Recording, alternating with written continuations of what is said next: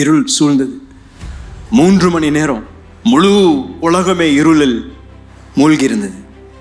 இந்த பூமி உண்டாக்கின நாள் முதற்கொண்டு ஆண்டவர் பகலும் இரவும் இருக்கும் சொன்ன அந்த நாளிலிருந்து உலக சரித்திரத்தில் அதுவரைக்கும் அதற்கு பின்பதாகவும் அப்படிப்பட்ட ஒரு சம்பவம் நடக்கவில்லை. 3 மணி நேரம் உலகம் இருளினால் நிரப்பப்பட்டது. இருள் நிரம்பியிருந்த அந்த நேரத்தில் ஒரு அற்புதமான 2வது சம்பவத்தை குறித்தும் அங்கே லூக்கா எழுதுகின்றார். இருள் நிறைந்த நேரத்தில் அதுவரைக்கும் மனிதனுக்கும் தேவனுக்கும் இருந்த அந்த திரைச்சீலை, அதுவரைக்கும் மனிதன் தேவனோடு கூட அவன் உறவாட முடியலைங்க.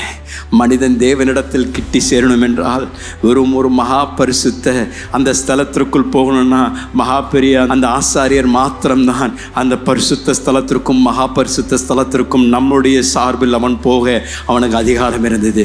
ஒரு சாதாரணமான மனிதனுக்கு அந்த திரைச்சீலை தாண்டி போவதற்கு ஒரு அதிகாரம் இல்லை. ஆனால் அன்றைக்கு இயேசு சிலுவை மரத்தில் தொங்கிய பொழுது ஏதோ ஒரு இயற்கையின் சம்பவத்தினால் அல்ல, ஏதோ ஒரு பூமி அதிர்ச்சியினால் அல்ல, இந்த திரைச்சீலை அந்த தேவனுடைய ஆலயத்தில் 30 அடி உயரம் உள்ள திரைச்சீலை, 45 அடி அகலமுள்ள திரைச்சீலை ஒரே ஒரு நொடியில் மேலே இருந்து கீழே வரைக்கும் கிழிக்கப்பட்டது.